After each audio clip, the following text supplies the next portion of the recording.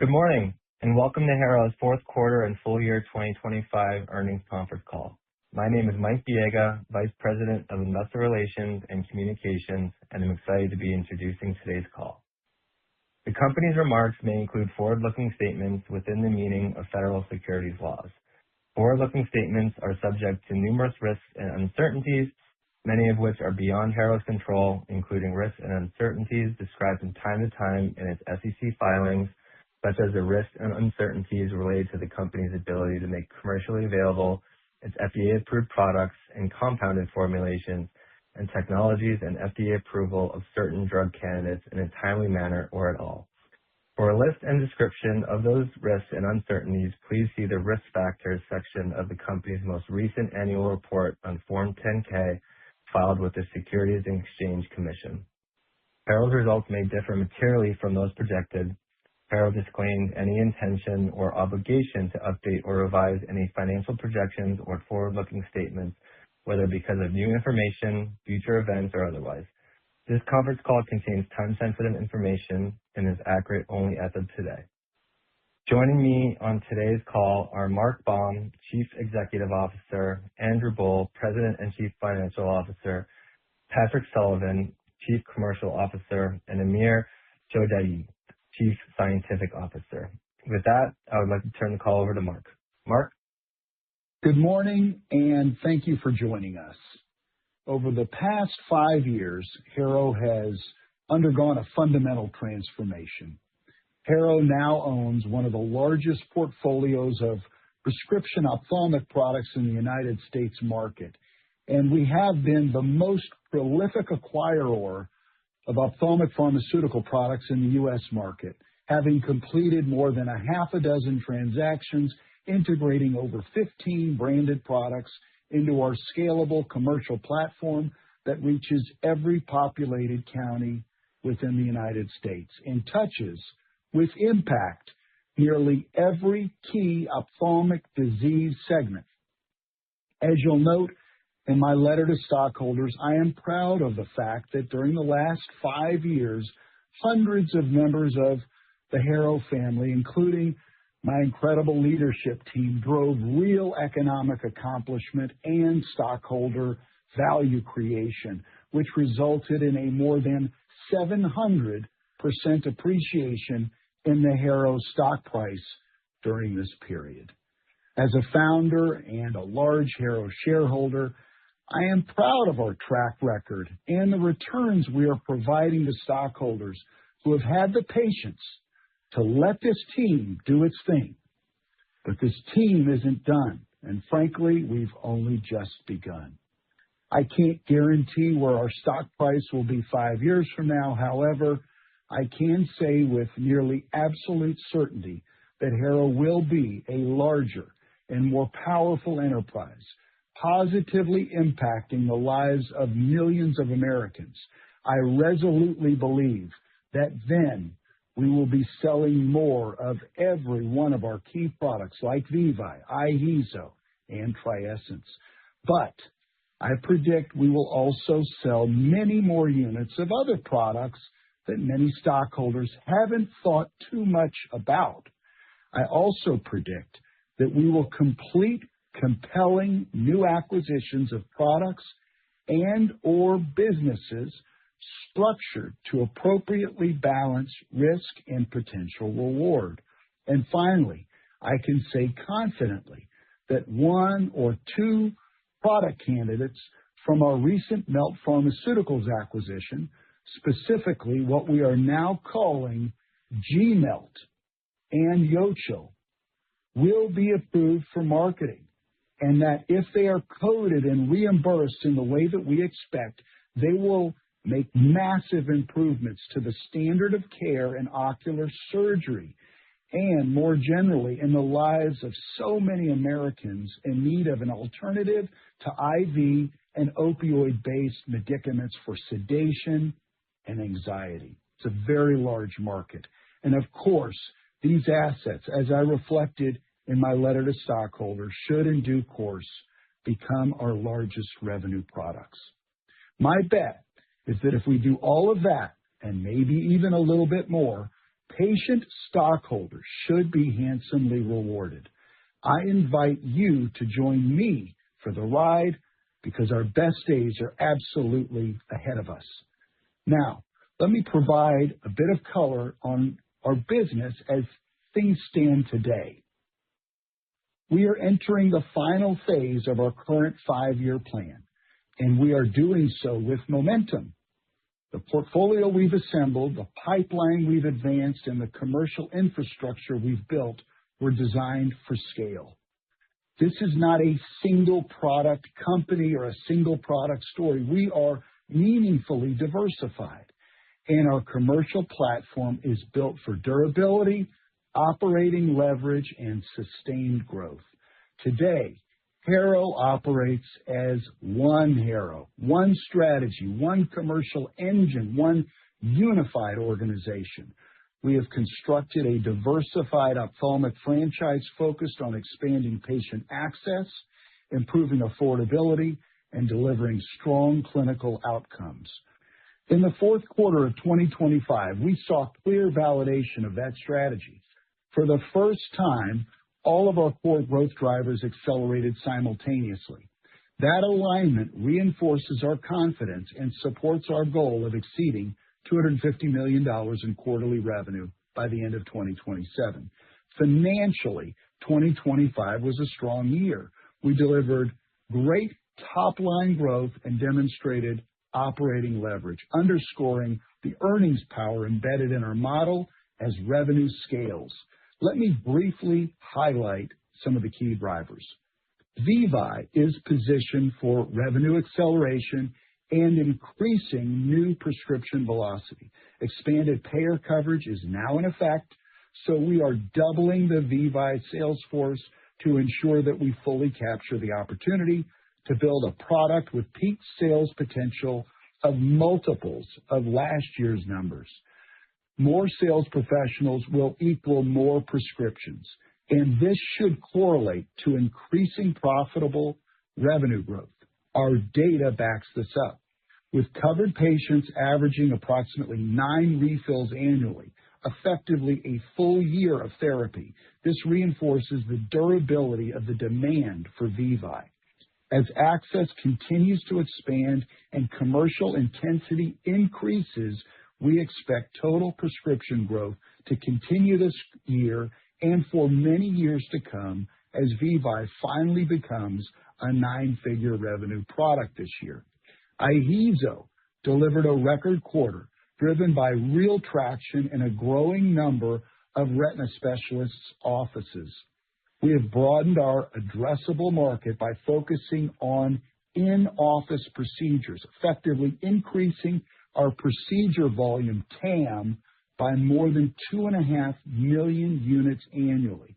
We're also expecting IHEEZO price improvements to begin in the second half of this year as we release a new retina-focused packaging format.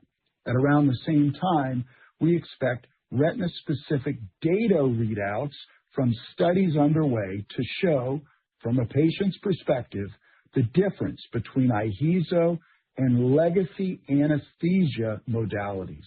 This is only going to help us, we believe. We got to see what the data says. These 2026 activities should further enhance financial performance, and with multiple growth levers now in place, IHEEZO represents a durable and critical part of our long-term strategy. TRIESENCE generated its strongest quarter since relaunch, reflecting accelerating adoption in the very large ocular inflammation market. Based on what I am seeing this quarter, with new account trials starting in numerous potentially very large accounts and growing confidence in market access, I have asked our talent team to at least double the dedicated TRIESENCE sales force to deepen penetration in what remains a very large market. Momentum here is early, but it looks meaningful. And because of the origin of the revenue, it is likely highly sustainable. It's not easy to get a product like TRIESENCE added to a surgical treatment protocol, but once you do, and I have seen this happen many times over the years, if the product delivers exceptional outcomes, as Triessence appears to be doing, then surgeons are often reticent to change. This is what I mean by the sustainability of the Triessence momentum. On a related topic, for years, I've spoken about tracking the migration of elite sales representatives. This is nearly a surefire leading indicator of future success. You see, sales reps go where they can win, where they can make money and provide for themselves and their families. Well, the word is getting out that Triessence is on the move.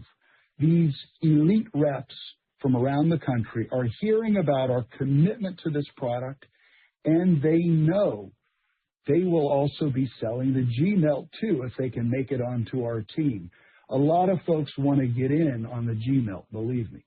So we are seeing a mushrooming inbound interest from some of the most prolific ocular surgery pharmaceutical representatives who want to take these coveted surgical positions at Harrow on the Triessence team. This is really good news. Now, on to our rare specialty and compounded products. Behind the scenes, believe it or not, we've been planning a few positive surprises for our stockholders from the part of our portfolio they would probably least expect. Yes, our rare specialty and compounded products.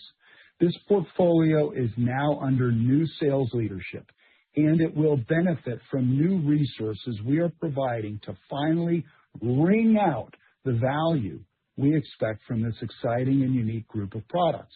As I discuss more in my letter to stockholders, there are 3 products from within this portfolio that our team has been quietly doing great work on. One product is awaiting a coding decision from CMS, which we expect in April. There are no guarantees, but if this comes through next month, it will open up a very nice, attractive market for this product. Regarding another product in this portfolio, we have a key study underway that we expect to read out later this year. Our entire team is super excited about this opportunity. This is a big one.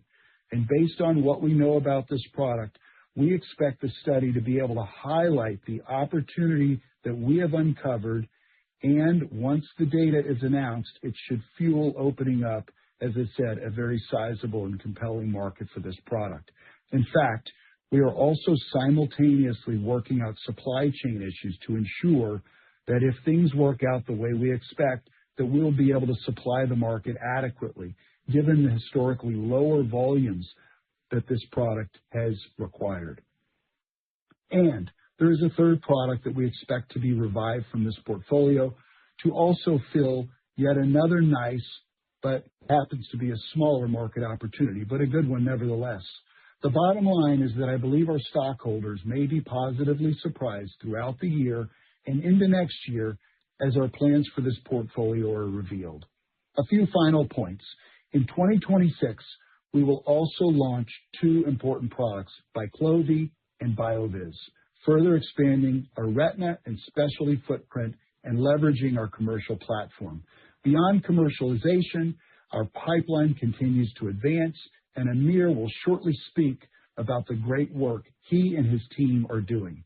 In summary, Harrow is a diversified ophthalmic platform with multiple accelerating growth drivers and increasing operating leverage. We have demonstrated the ability to build, integrate, and grow and generate a heck of a great return for our patient stockholders, as our 5-year track record demonstrates.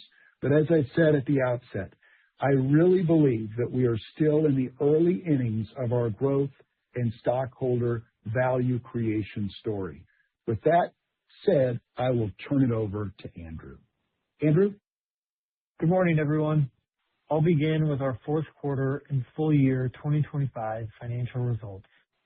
For the fourth quarter of 2025, consolidated revenues were $89.1 million, representing 33% year-over-year growth. For the full year, revenue was $272 million, up 36% versus 2024. Growth reflected continued strength across our branded portfolio and expanding commercial execution, particularly in the second half of the year.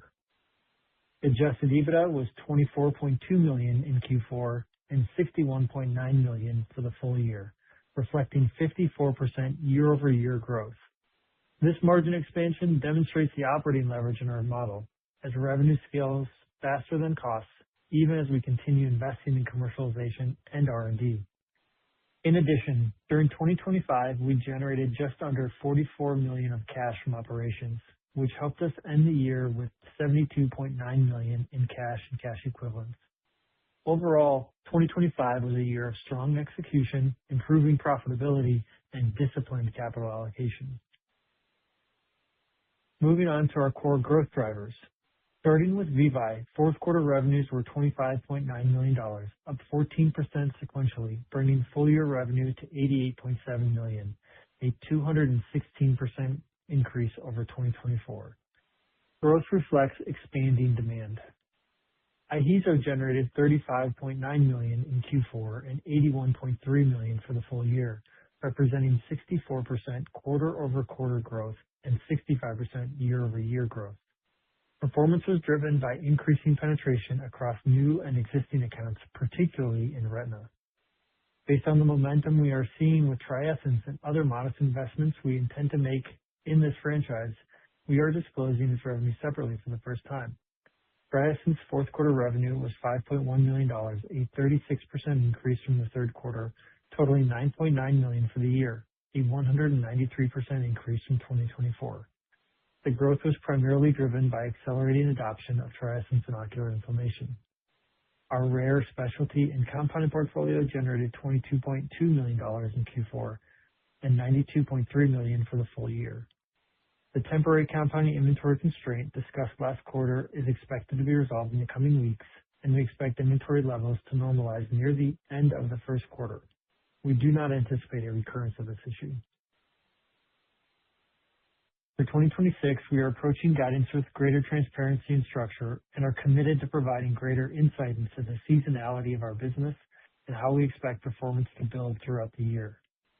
We expect full year 2026 revenue between $350 million and $365 million.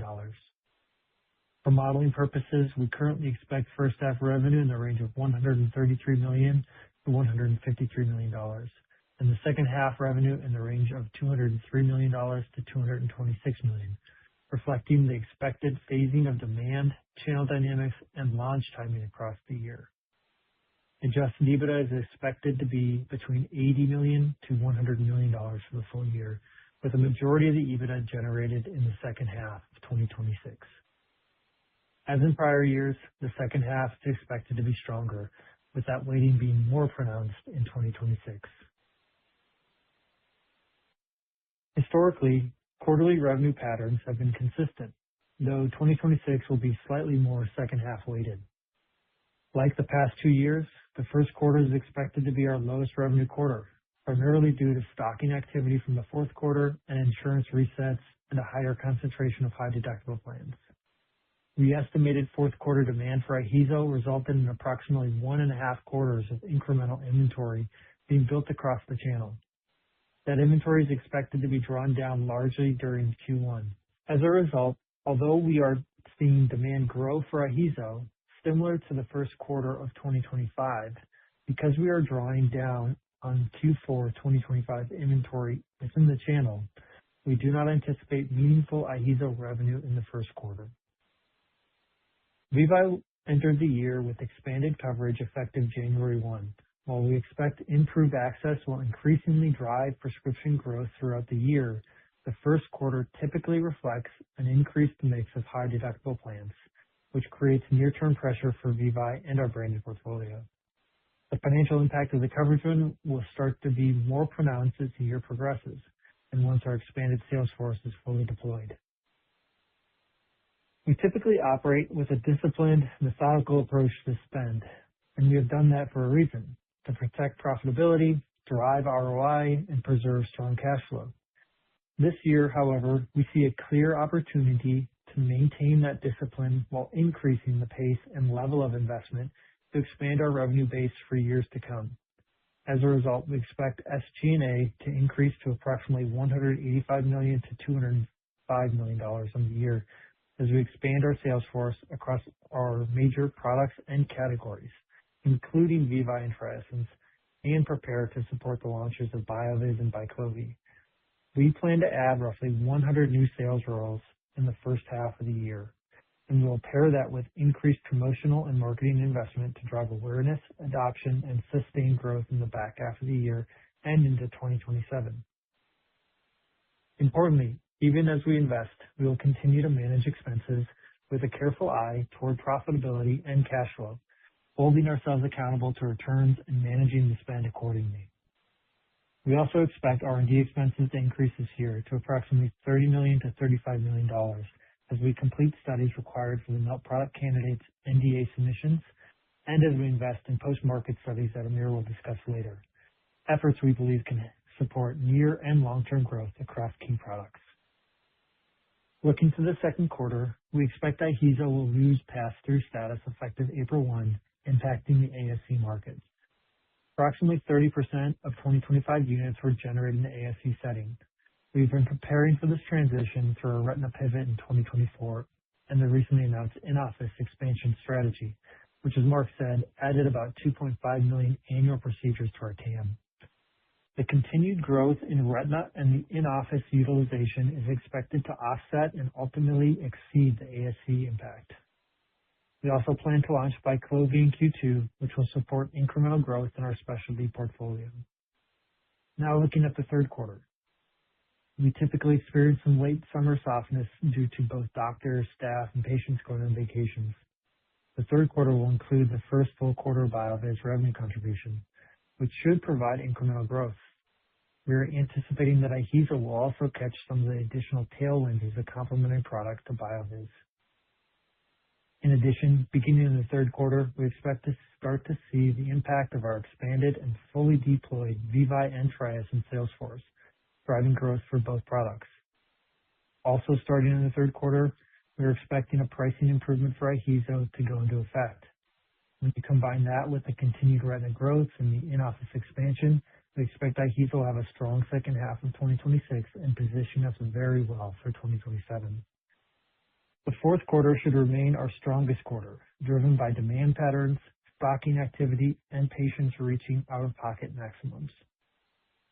Finally, as Mark discussed in his letter, as we intentionally transition compounded volume to FDA-approved branded alternatives, shifting revenue into our specialty portfolio, we expect compounded revenue to be approximately $60 million to $65 million for the full year, with Q1 the softest quarter as we exit the final stages of the inventory shortage.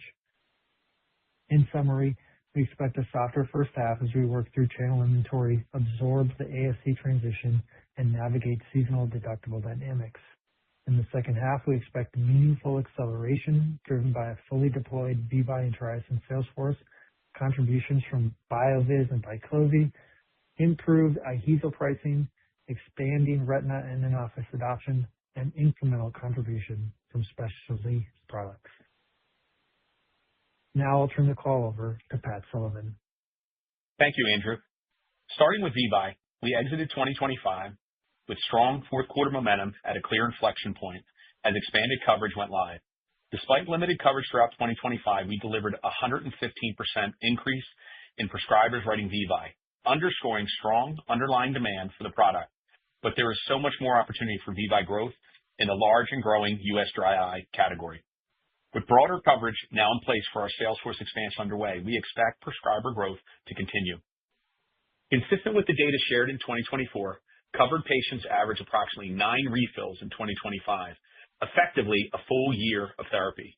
That level of persistence underscores VEVYE's differentiated clinical profile, rapid onset, sustained efficacy, and comfortable on-eye experience without the stinging and burning commonly associated with other treatments. The bottom line, though, is that we do not believe that any product in the category has this level of refill persistence. Since coverage expansion began, we have seen acceleration in new prescription trends despite navigating a challenging period with insurance benefits resetting and high deductible plans, and we expect continued improvement as the year progresses.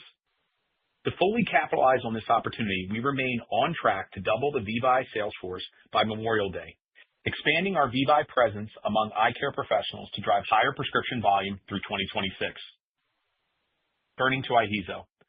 This product materially outperformed our expectations in 2025, with an impressive 56% growth in unit demand year-over-year.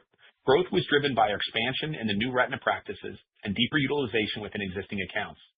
Ordering accounts increased 49% year-over-year, and retina specialists represented approximately 70% of fourth quarter unit volume, underscoring where adoption and clinical traction are strongest. Importantly, we believe we're still in the early innings of penetration, with significant untapped market opportunity ahead as we continue to expand utilization and drive broader adoption.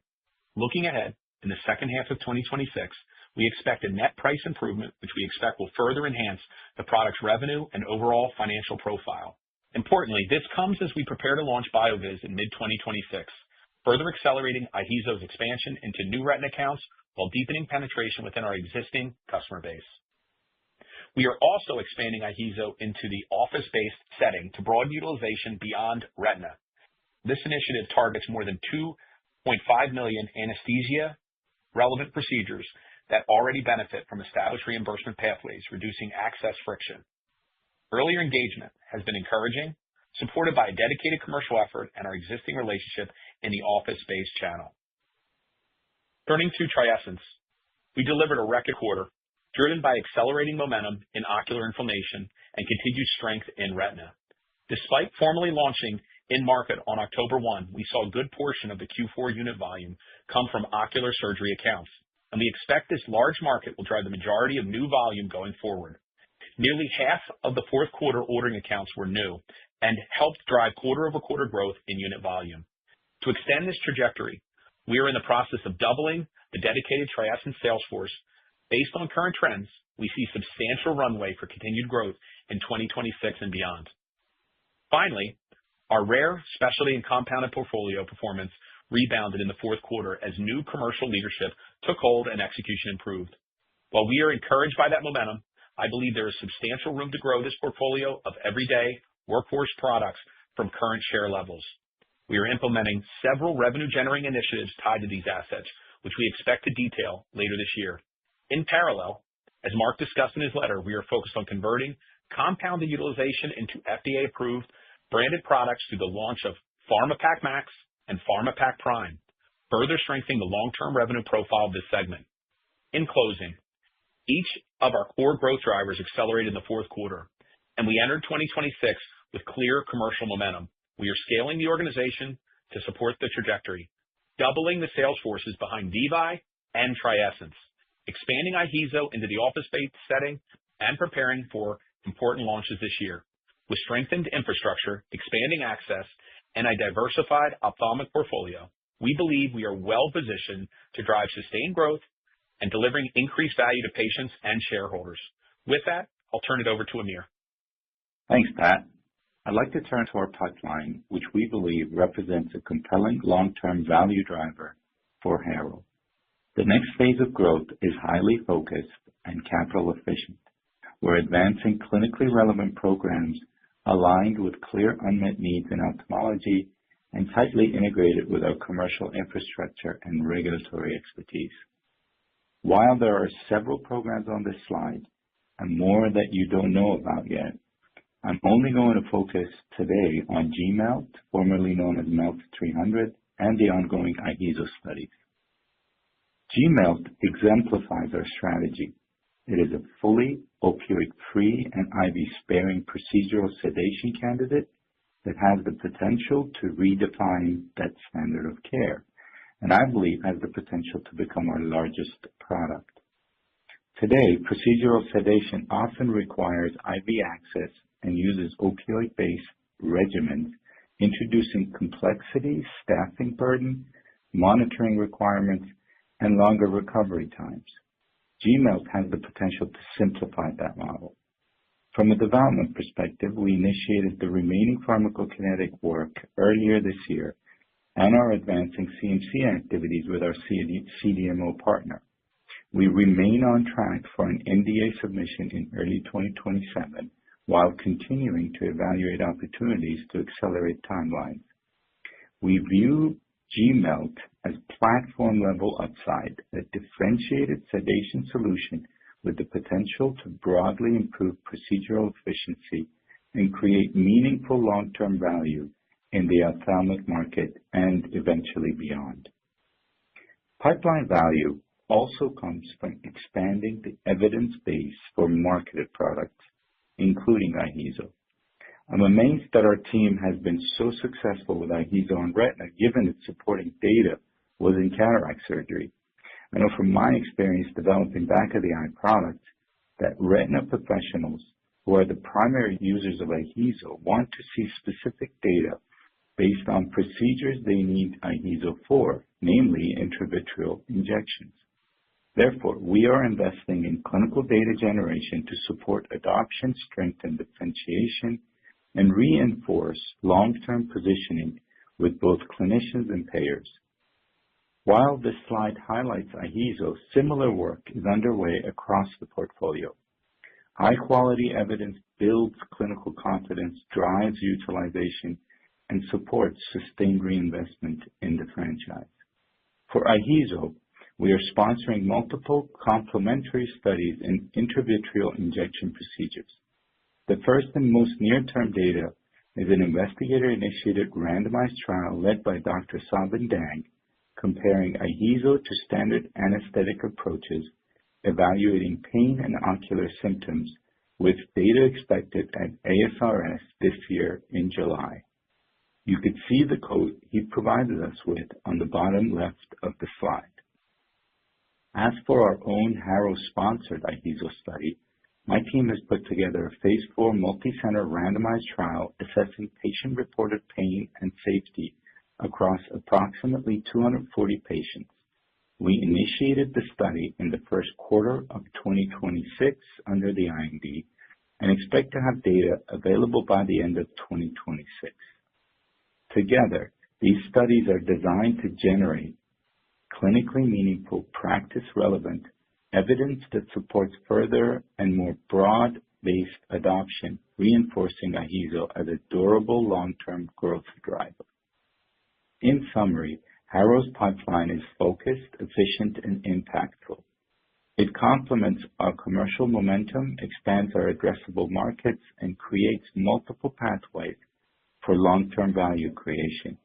We are building not just individual products, but a sustainable innovation engine that positions Harrow for continued growth. With that, I'll turn it over for questions. Thank you. If you'd like to ask a question, please press star 11. If your question has been answered and you'd like to remove yourself from the queue, please press star 11 again. Our first question comes from Chase Knickerbocker with Craig-Hallum. Your line is open. Good morning, team. Appreciate the candid thoughts in the shareholder letter, and thanks for taking the questions here. So, Mark, you kind of mentioned in the letter that you expect kind of continued commercial growth and commercial mix improvement for VEVYE kind of through the year. What have you seen so far from a commercial mix perspective in Q1? And then can you walk us through what your ASP assumptions or direction of ASP for VEVYE is in the 2026 guide kind of versus volume? Thanks. Yeah, so regarding ASP, I think I'll answer the second question first. On ASP and net pricing, the only comment that we've made and that we intend to make is regarding the buoyancy and the slight uptick in ASP, which I had forecasted probably a quarter or two late. But nevertheless, as I said in the letter to stockholders, we saw that direction of travel and we eventually got there. So with a more sustainable and buoyant net pricing for VEVYE, that coupled with some of the things that we're seeing on the commercial side with this new coverage, we have initiated this program to more than double the VEVYE sales force. In terms of the build and what we're seeing on the ground today for VEVYE, as I said also in the letter to stockholders, even in the fourth quarter, we started to see a little bit of momentum build. I think I've said in the past that CVS had actually sent out letters to thousands and thousands of eye care professionals around the United States, alerting them to the new positioning, the preferred positioning for VEVYE on their formulary. And that alone, I think, began the positive momentum that we're also seeing a little bit in the first quarter. What I can say regarding the first quarter is that typically it's a weaker period, and we're quite surprised with the new prescription volumes that we're seeing today relative to what we thought we would see, which is to say that the new prescription volumes are meaningfully better than what we thought we would be receiving at this point in the year. So we expect that to build throughout the year. As I said in my prepared remarks, we have data that demonstrates very clearly that more reps in the field for this particular product, given the persistence of the product and the market interest in the product, yields more prescriptions. And for us, building those new prescriptions ultimately leads to more and more total prescriptions and more revenue. So we're very much bent towards building volume in VEVYE, and that's how we're set up for this year, and that's what you should expect. Helpful, Mark. And just for my second question, another multi-parter, sorry, but just on the TRIESENCE phase 3 cataract announced this morning, obviously a large potential volume opportunity. Just a couple questions to help us understand the magnitude. So what percentage of the cataract market do you think is kind of the sweet spot for TRIESENCE as it relates to kind of the value prop versus the multi-drop regimens that are pretty pervasive today? How should investors kind of think about the TAM expansion from this label expansion kind of within cataract for TRIESENCE? And then second, I think investors often have kind of question on duration of opportunity with pass-through products in the ASC. Can you just remind us or discuss the unique aspects of TRIESENCE that may allow for longer term payment outside the bundle, or how you plan to approach pricing there? Sure. Once again, I'll take the second question, the second part first. In terms of reimbursement for the product, TRIESENCE has a very unique label in that it is both used in the office setting of care, and it's also used in the hospital and outpatient department setting of care. And as a result of that, and I don't want to go into the nuances of reimbursement policy, but we believe that TRIESENCE will not be limited by a TPT or a temporary pass-through period. And regarding the first part of the question, in terms of what the TAM expansion might be for this study that Amir just received clearance on, I believe yesterday, I go back to, I think, another comment that I made in my prepared remarks, and that is that our vision for cataract surgery is that in the future, patients in the United States should have an IV-free, opioid-free, and even an eye drop-free procedure. That is what I would want my mother to have. That's what I would want anyone that I love to have, not to have to put eye drops in their eye multiple times per day, multiple different eye drop bottles. That's assuming you're using an FDA-approved product, of course. And so that should be the ideal, and that's what we're working towards. That's what the G-Melt is about, and that's what this expansion with TRIESENCE is about. It's about putting power in the hands of the surgeon to deliver the anti-inflammatory into the eye so that the patient doesn't need to administer these post-surgical eye drops. What's interesting is anecdotally, what we've seen is that for patients who are using this on label, which is a subsegment of the cataract surgery population, it's those patients who really can't administer eye drops, who have other comorbidities. What we decided to do, because those patients are having such exceptional results, is to invest in expanding the label so that all cataract surgery patients have access to this therapy. And what's terrific is, as I said, We've got reimbursement. We have an exceptional clinical outcome. And with this amazing study that Amir and his team are going to execute, we're going to have a very broad-based label that will finally give cataract surgeons access to an easy-to-administer, highly efficacious post-cataract surgery anti-inflammatory that they themselves can inject. And here's the best thing for consumers, for patients. It has the lowest out-of-pocket of any injectable steroid at around $37 per unit. So it's affordable, it's accessible, it's highly efficacious, and we're going to invest for a very small amount of money in a study that will significantly expand the number of patients who will have access to it. And in the United States, by the time this data reads out, that should be about 5 million procedures annually. So it's a very large market opportunity. And as I've said for a couple of years, TRIESENCE is a slow grower. We've got a lot to prove there for sure, but this is a product that in the next couple of years is going to be a meaningful value driver for our stockholders. Very helpful, Mark. Thank you very much. Thank you. Our next question comes from Timur Ivannikov with Cantor Fitzgerald. Your line is open. Yeah, hi, thank you. This is Timur Ivannikov on for Steve Seathouse. So first on IHEEZO, I think you mentioned price improvements in the second half of 2026. Could you clarify, is that a price improvement from Q2 26 or from Q4 25? And do you expect Q2 26 ASP to be significantly lower? Thank you. Andrew, you want to take that? Yeah.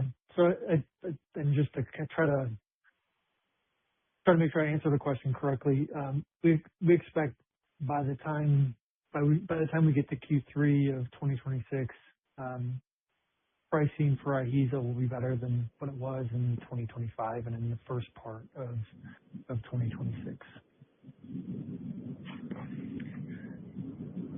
Okay, got it. And then second question is on the TRIESENCE cataract trial design. I just wanted to understand the trial a little better.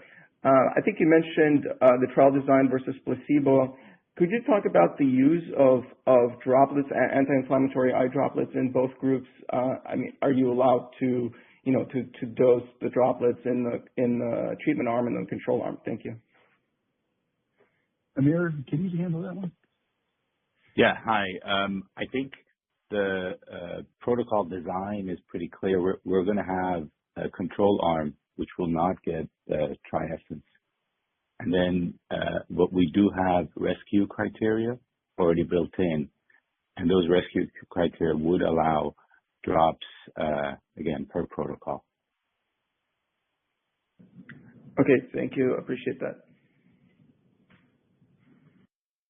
Thank you.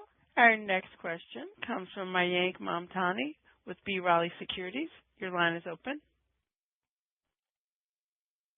Yes, good morning, team.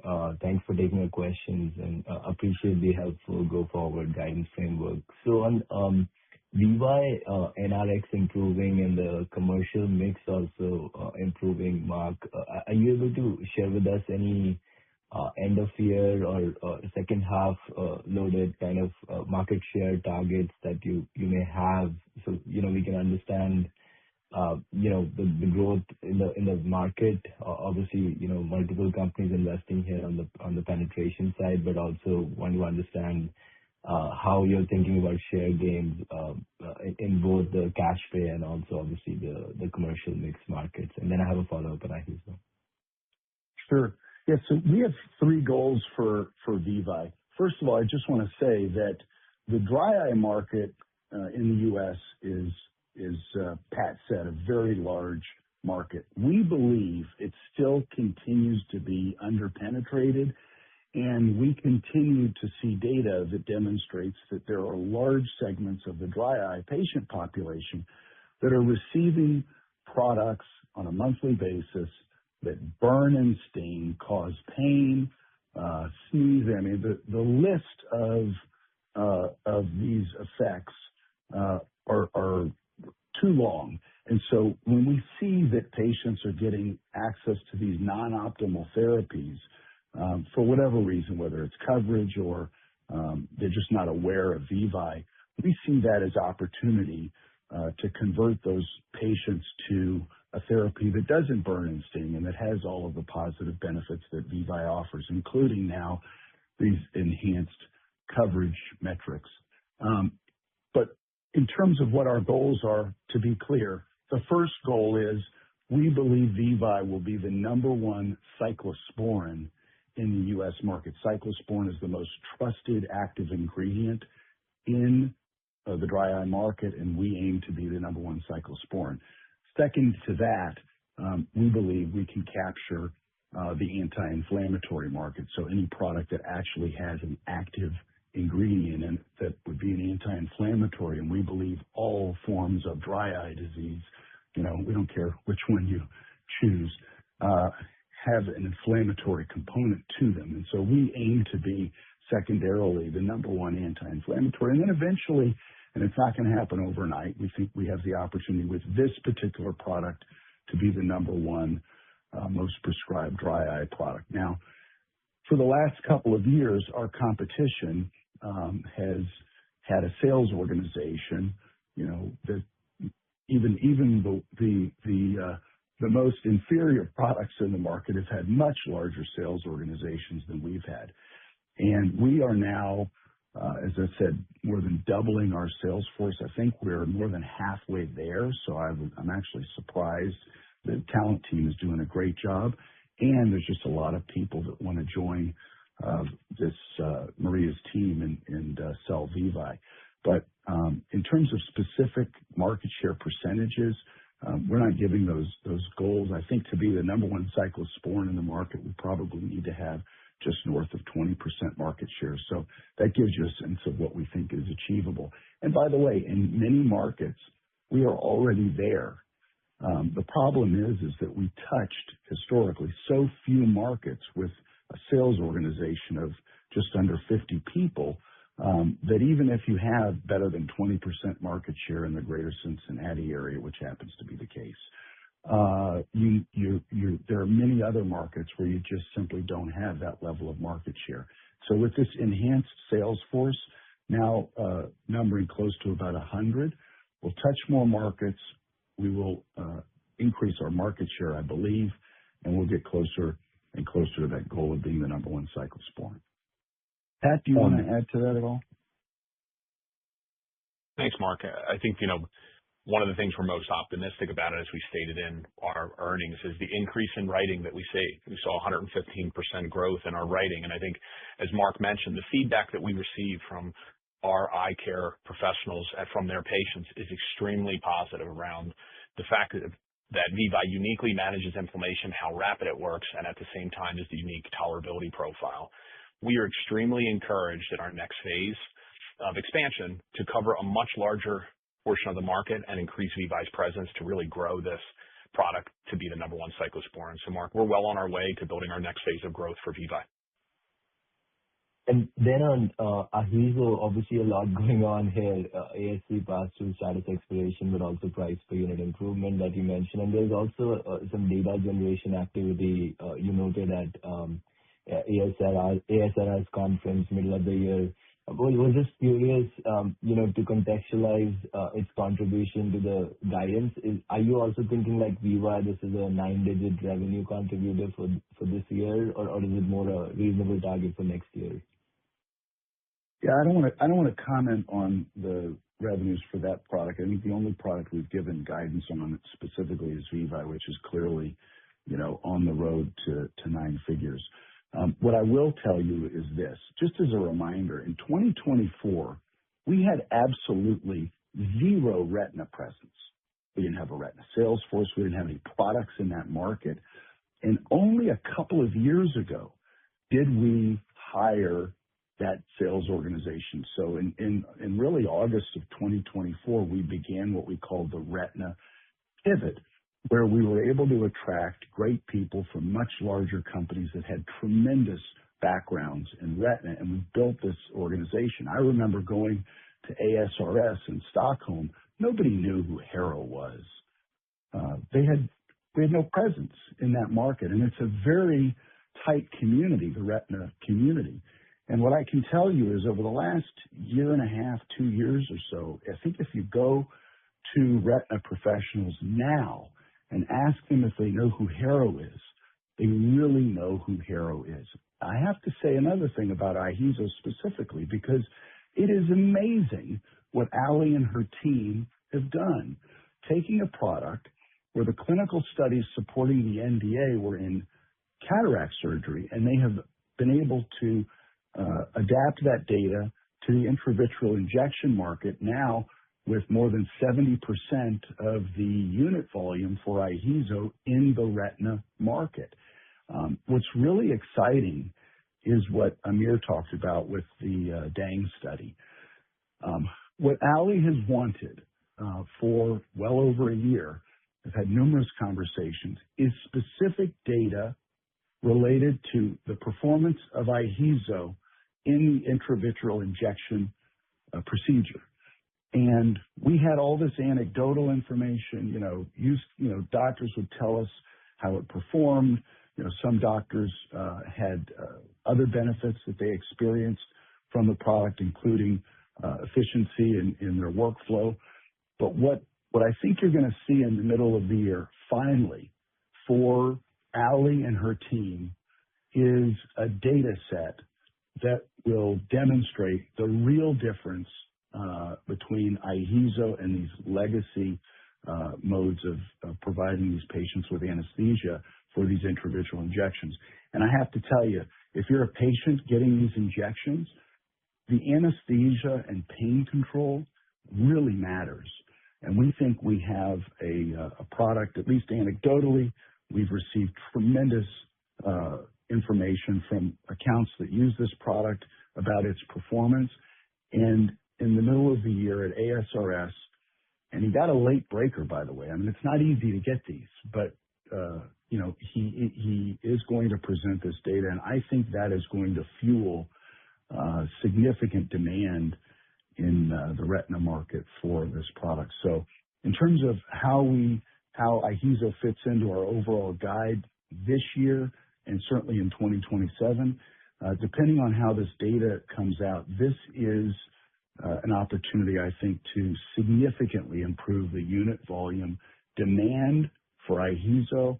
And then, as Andrew said, that coupled with this new packaging format that's specifically for retina and a meaningfully improved price, I think that by the end of next year, you're going to hopefully be surprised at what we think we can generate from this particular product.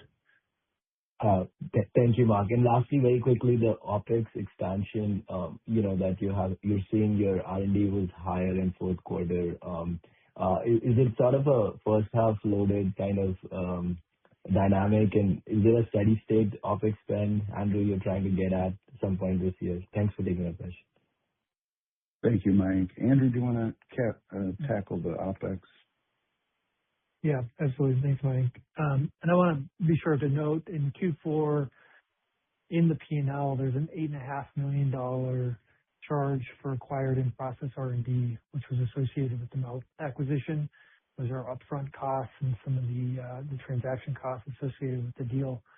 But none of that acquisition cost was capitalized. It all ran through the P&L and ran through R&D according to GAAP rules. And we also didn't back it out or add it back in, I should say, to the EBITDA number for 2024. But kind of looking forward, the adjusted EBITDA, pardon. Go ahead. Looking forward at the OpEx spend, and Mike, I'm going to kind of break it into two parts. You've got the SG&A side, which we're adding those sales heads right now. We've been adding them aggressively in Q1. We'll continue to add them in Q2. And then we've also been preparing. So we're preparing from a marketing and promotion standpoint, which is also increasing that spend. And we're kind of trying to get ahead of a lot of that as well, so that when these people get hired and trained, they're hitting the ground running with VEVYE and TRIESENCE for that matter. From an R&D perspective, a lot of that cost, as you know, is going to be trial dependent. We sort of have a base here of R&D spend year over year. But as we put out this announcement this morning regarding the TRIESENCE IND being accepted and that study picking up, those costs will kind of show up in the middle part of the year, so Q2, Q3. So we'll have a little bit of a ramp in the middle part of the year, and then it should come down a little bit on the R&D side in Q4 as you sort of wrap up those studies along with some of the MELT studies. Got it. Thank you. Thank you. Our next question comes from Lachlan Hanbury-Brown with William Blair. Your line is open. Hey, guys. Thanks for taking the questions. I guess first, would appreciate maybe a little more color on how you're thinking about the IHEEZO dynamics in 2026. So you said you think the in-office procedure expansion beyond retina can offset the ASC loss. Is that sort of specifically talking about Q2, or is that more of a longer term, you think, looking a year or so out, it will have more than offset that? So I guess, should we expect maybe a drop in Q2 in unit demand? Yeah, I don't want to be specific about demand in any particular quarter other than to say that in Q4, Q1, Q2, Q3, I think I've said this, we expect demand to continue to increase. So demand continues to increase. That's separate from revenue recognition, but demand for the product does continue to increase. In terms of when we're likely to see the offset from the loss of the ASC units, when I looked at the ASC units specifically, the number of units that we're losing relative to the overall opportunity that we're adding when we add these in-office opportunities with this 2.5 million unit increase to our TAM, it's such a small level of success. And we have a discrete team going into the same customers that are using it in the ASC that don't know that they can use it also in their clinics. Remember, every one of the doctors that's using it in the ASC is a surgeon, but they also only spend a day or two a week in the surgery operating room, the surgical operating room. The rest of the week, they spend in their office doing procedures. And so it's a simple idea. We're going to the same customers that are using the product satisfactorily in the ASC, and we're saying, hey, you're doing more procedures in your office than you're doing in the surgical suite. And it's not for every procedure, but for those procedures where this could be impactful, we're going to the same customers and trying to convert their in-office business. And it's such a small number of units, as I said, that we don't have to really be that successful to fully offset the entirety of what we're losing when we lose the temporary pass-through code. So is that going to happen in the first quarter or the second quarter? No, I doubt it. It should happen throughout the year. And as I said, it's such a small number of units relative to what the overall opportunity is that we can fail and fail and fail again and still end up eating up all of those lost units from the ASC. Okay, thanks for that. That's good color. I guess second question is just on VEVYE and the new coverage. Just wondering what you're seeing in terms of the patients that are sort of getting scripts filled under that coverage. Are they new to brand patients, or is there a sizable chunk of them who were previously paying cash pay, or maybe you previously managed to get coverage for them who are now just converting to be sort of covered more easily? Yeah, I can't say specifically with numbers, what percentage or what number of patients are converting. What I can sort of echo what we said in the past, and that in 2025 there were a lot of patients who we received prescriptions for, but legal prescriptions, but who were denied access to the product for one reason or another, who chose not to get their prescription filled. And so we're going out to those patients. Now, those patients still have legal prescriptions, and we can contact them and make them aware of the existence of coverage and try to capture as many of those as possible. At the same time, there are patients who are paying cash, as you said, so these consignment patients who do have coverage, now, but formerly did not, and we can go to them. We know exactly who those folks are as well and convert them. This is a sizable number of people, and you're talking about well north of 30 million new covered lives where you have the best access for VEVYE now. So we have to see how things play out. I think based on what we're seeing in the first quarter, we thought we would not be where we are. We're in a better place than where we thought we would be in terms of new prescriptions. The new to brand side of things, I think, is going to come once we get these new bodies out, these new sales reps. You'll have more and more of that new to brand. And I can say, and I don't want to steal Pat's thunder, but Pat, do you want to actually talk about the whole new to brand? Because I know that's really been a focus of yours. Yeah, thanks, Mark. And I think, the core to our next phase of growth for VEVYE is really around, driving new growth for VEVYE. We know better is possible when it comes to managing dry disease, as Mark mentioned. And our main focus going forward is ultimately to, win the new to brand patients. And I think, that's going to be a heavy focus for us. And obviously beginning of this year in our conversion from CVS, we are really in our expansion and leading up to our expansion, heavily focused on the right patient and working with our physicians, our communication approach to make sure that we are targeting these patients. Because what we do know is those that are having either coming in, that are having dry disease symptoms or are having unresolved or persistent symptoms on other suboptimal treatments, VEVYE is the perfect treatment for that. Our goal moving forward is to make sure that we have the right presence with our customers and ultimately target the right patients going forward. So Mark, to your point, new to brand for us is a huge focus and will really start to come to life for us as we go to our next phase of expansion.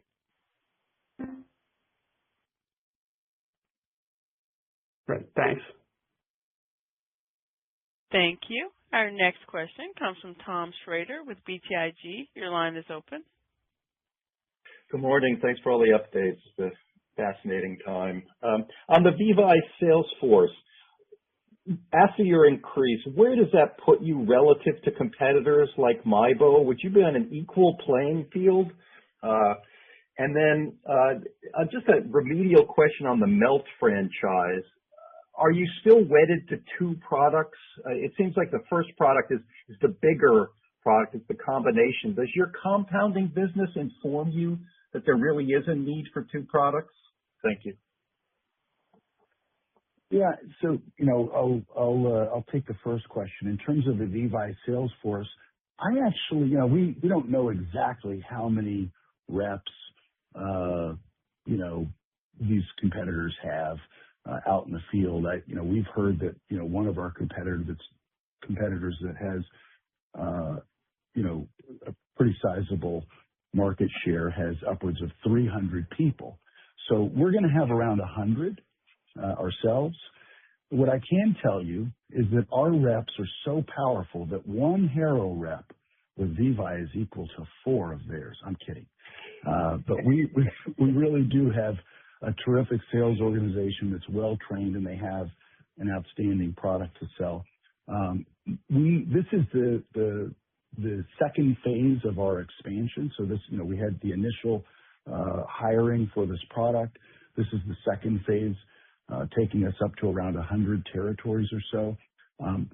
There very likely could be a slight increase in the number of territories as we see this investment pay off. But we're excited to have this sales force more than doubling here in the near term. And I'm also pleased with the quality of people we've been able to attract, and those that we've continued to retain who are on Maria's team. In terms of Melt and the need for both products, the MKO Melt, which is a compounded formulation that we've sold for a number of years, has really informed the entirety of the development program. One of the nice things about the G-Melt, when it is approved, is that we're going to discontinue the compounded version of the product, and we'll hopefully convert all of that business into an FDA approved and hopefully reimbursable product. It is very hard, as I've said over the years, to sell compounded medications. They're not FDA approved. They don't have a label, particularly in anesthesia and sedation, where an anesthesia professional is going to think twice or three times about whether or not they're going to use a compounded formulation. So when we have an on-label FDA-approved product that is also hopefully reimbursed, this should significantly expand the market opportunity for the G-Melt in cataract surgery, but also for other procedures where a sublingual non-opioid sedation choice can prevail.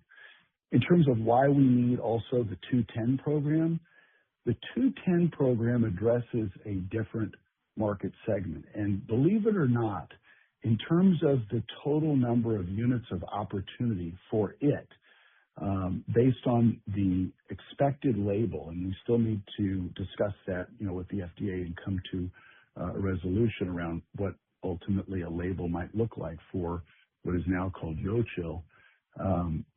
That product, in terms of unit demand, is bigger in unit volume demand, we believe, than even the G-Melt. The G-Melt will be used certainly in cataract surgery, which is what we're studying it for. We also believe it will be used as the compounded product is used in ENT, and for endoscopy.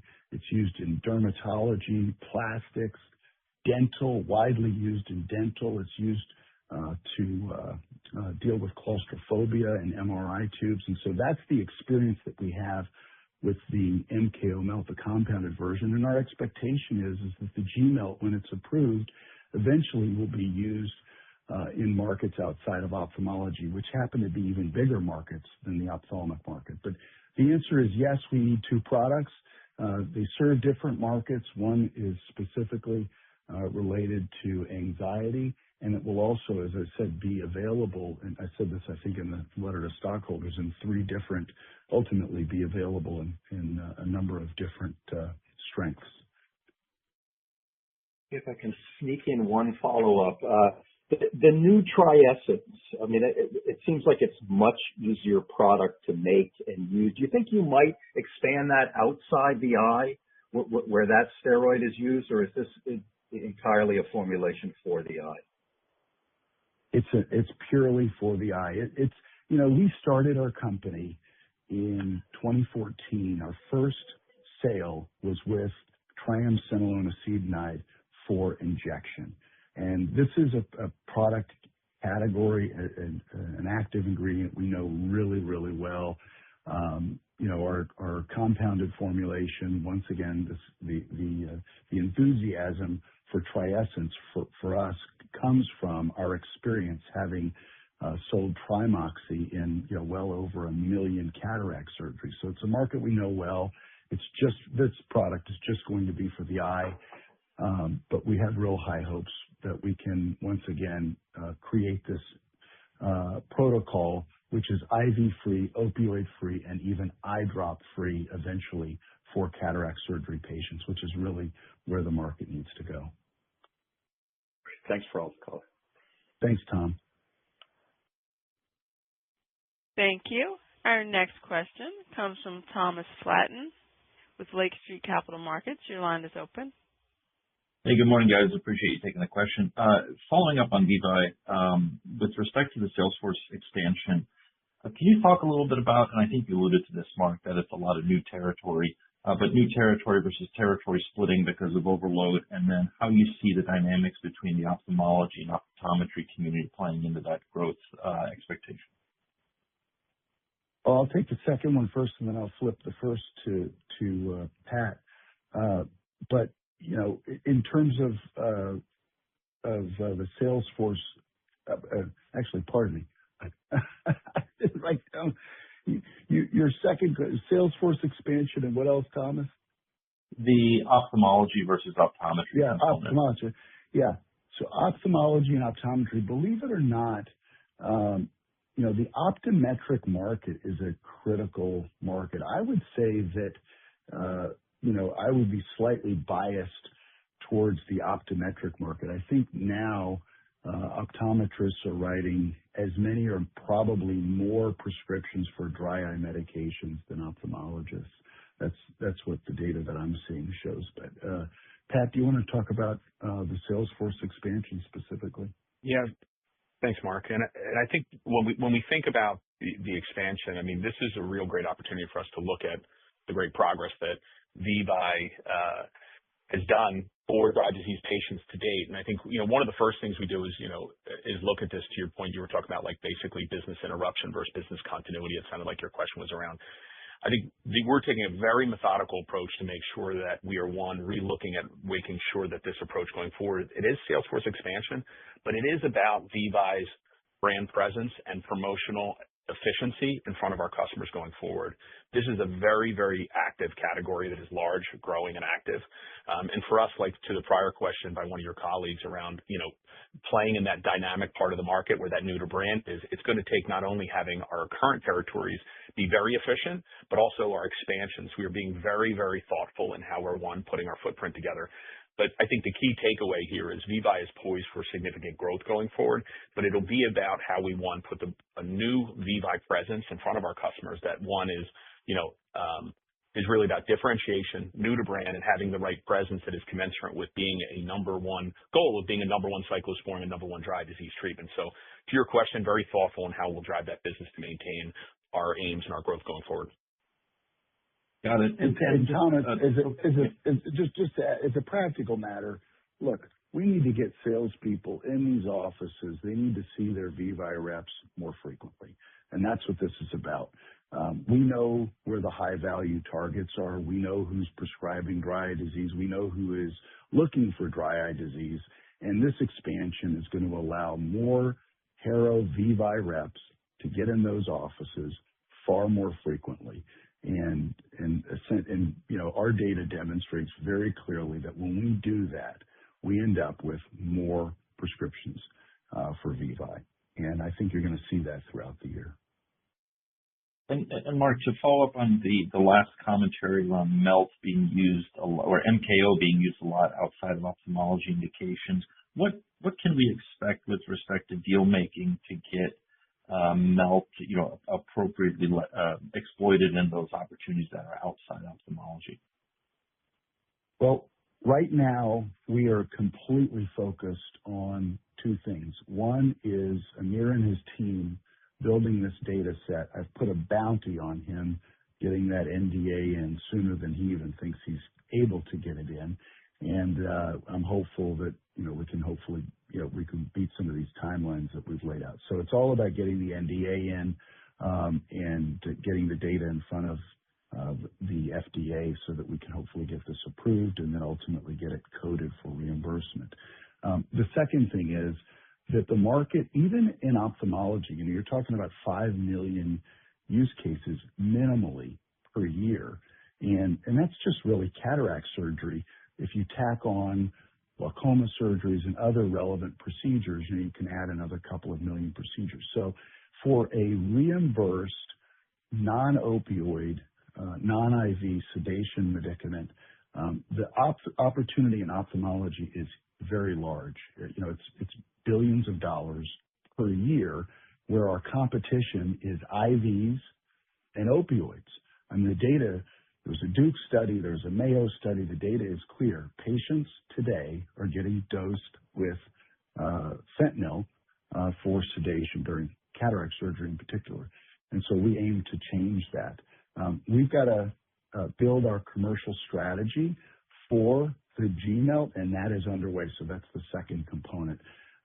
Other than that, outside of the U.S. market in ophthalmology and getting the studies completed and filing the NDA, if something happens where there's a partnership that is revealed or an opportunity like that that's revealed, we'll certainly pursue it. But we have such a big revenue opportunity with the G-MELT in ophthalmology that we need to really stay focused on that, and that's what we're going to do.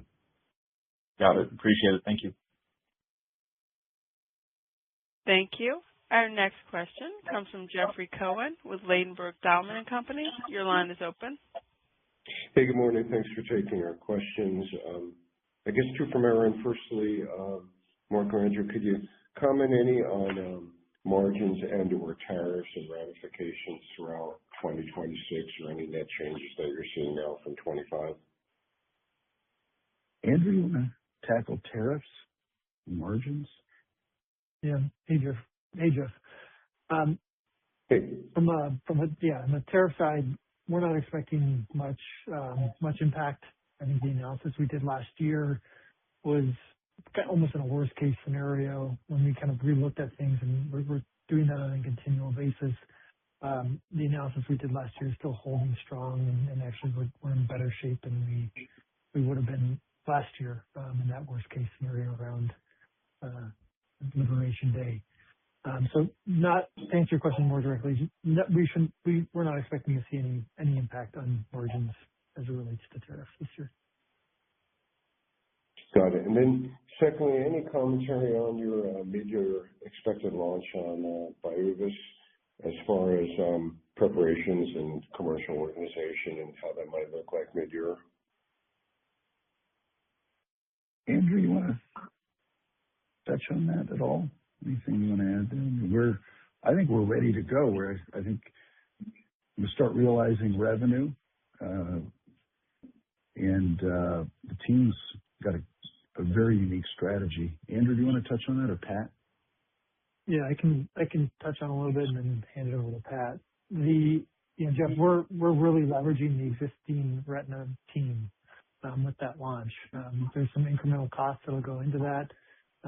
We'll have some variable costs as we get the hub up to help support the product.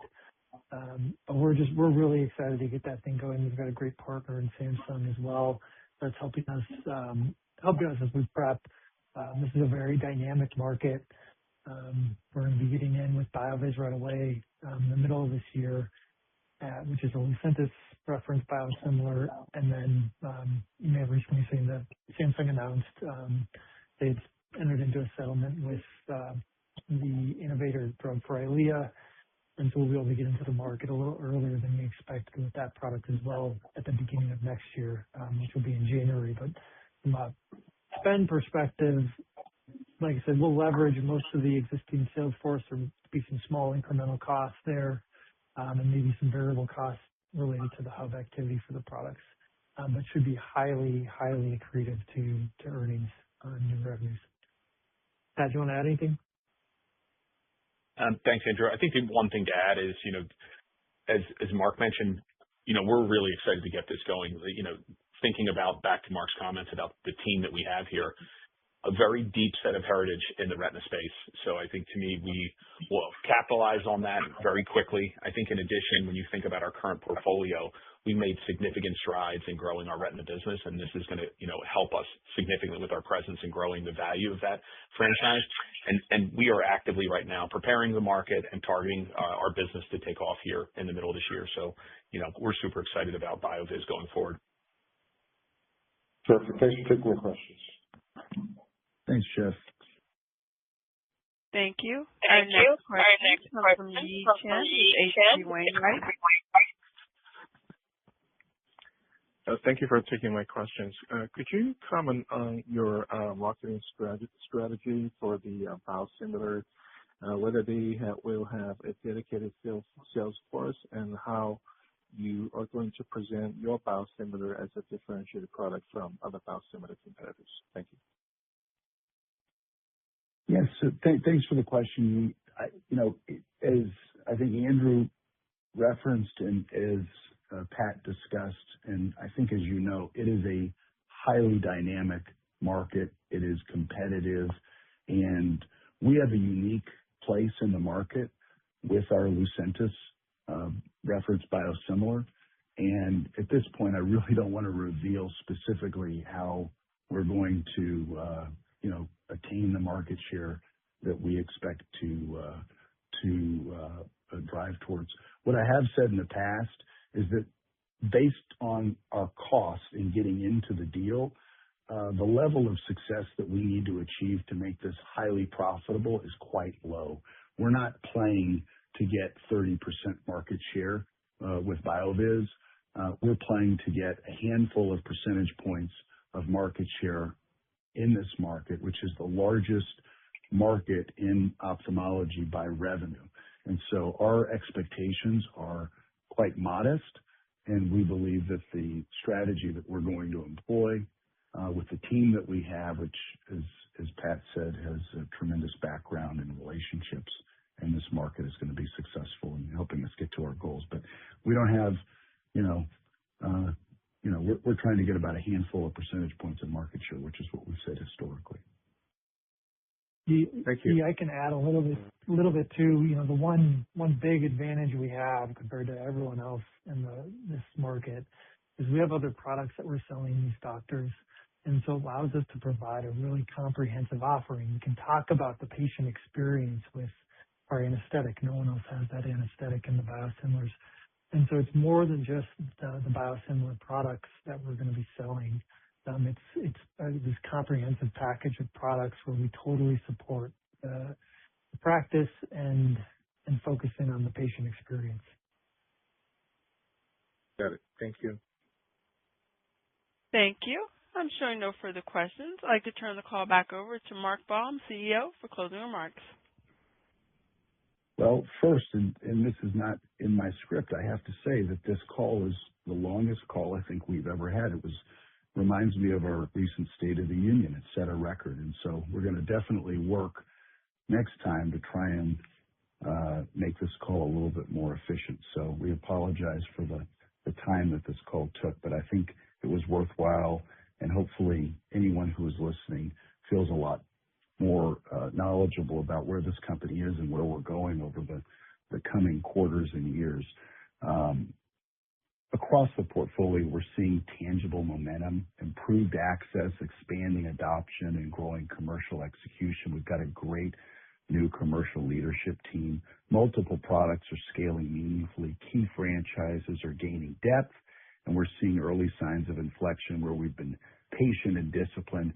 And the result is that you own a business with increasing revenue concentration that is in durable, high-value assets, and that we have multiple pathways with other products for continued growth. I want to thank you for your continued confidence in Harrow. We're building something durable and lasting and valuable, and we believe the most exciting part of our story is still ahead. This will conclude our call. Thank you. Thank you for your participation. You may now disconnect. Everyone, have a great day.